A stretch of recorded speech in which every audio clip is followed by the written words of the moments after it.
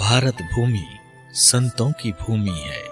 आइए हम भारत के महान संत ज्ञानेश्वर जी की बात करते हैं, जिनका जन्म 1275 ईस्वी में महाराष्ट्र के अहमदनगर जिले में पैठण के पास गोदावरी नदी के किनारे बसे आपे गांव में भाद्रपद के कृष्ण पक्ष की श्री कृष्ण जन्माष्टमी के दिन विट्ठल पंत एवं रुक्मणी बाई के घर पैदा हुए। इनके पिता एक ब्राह्मण थे। उनके पिता ने शादी के कई सालों बाद कोई संतान पैदा नहीं होने पर अपनी पत्नी रुक्मणी बाई की सहमति से सांसारिक मोह माया को त्याग कर काशी चले गए। उन्होंने सन्यासी जीवन ग्रहण कर लिया। इसके बाद उनके पिता विट्ठल पंत ने स्वामी रामानंद जी को अपना गुरु बना लिया था। स्वामी रामानंद जी के कहने पर इन्होंने पुनः सांसारिक जीवन ग्रहण किया। उसके बाद उन्हें संत ज्ञानेश्वर समेत निवृत्तिनाथ, सोपानदेव और एक बेटी मुक्ताबाई पैदा हुई।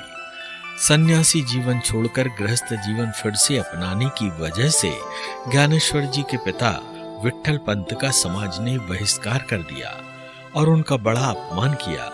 उसके बाद ज्ञानेश्वर के माता पिता इस अपमान के बोझ को न सह सके और उन्होंने त्रिवेणी में डूबकर प्राण त्याग दिए। माता पिता की मौत के बाद संत ज्ञानेश्वर और उनके सभी भाई बहन अनाथ हो गए। वहीं गांव के लोगों ने उन्हें अपने घर में तक रहने नहीं दिया। इसके बाद अपना पेट पालने के लिए संत ज्ञानेश्वर को भीख मांगने तक को मजबूर होना पड़ा था। संत ज्ञानेश्वर जब महज 15 साल के थे तब वे भगवान श्री कृष्ण के बहुत बड़े उपासक और योगी बन चुके थे। उन्होंने अपने बड़े भाई से दीक्षा लेकर महज 1 साल के अंदर हिंदू धर्म के सबसे बड़े महाकाव्यों में से एक भगवत गीता पर टीका लिखी।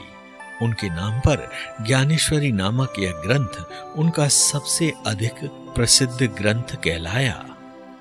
ज्ञानेश्वरी ग्रंथ मराठी भाषा में लिखित अप्रितम ग्रंथ माना जाता है। आपको बता दें कि संत ज्ञानेश्वर जी ने अपने इस प्रसिद्ध ग्रंथ में करीब 10,000 पद्यों में लिखा है। इसके अलावा संत ज्ञानेश्वर जी ने हरि पाठ नामक किताब की रचना की, जो कि भगवत मत से प्रभावित है। इसके अलावा संत ज्ञानेश्वर जी द्वारा रचित अन्य प्रमुख ग्रंथों में योग वशिष्ठ टीका, चांग देव पासष्टी, अमृतानुभव आदि हैं। महज 21 साल की अल्पायु में 1296 ईस्वी में भारत के इस महान संत एवं प्रसिद्ध मराठी कवि संत ज्ञानेश्वर जी ने सांसारिक मोह माया को त्याग कर समाधि ग्रहण कर ली। उनकी समाधि आलंदी में सिद्धेश्वर मंदिर परिसर में स्थित है। वहीं उनके उपदेशों और उनके द्वारा रचित महान ग्रंथों के लिए उन्हें आज भी याद किया जाता है।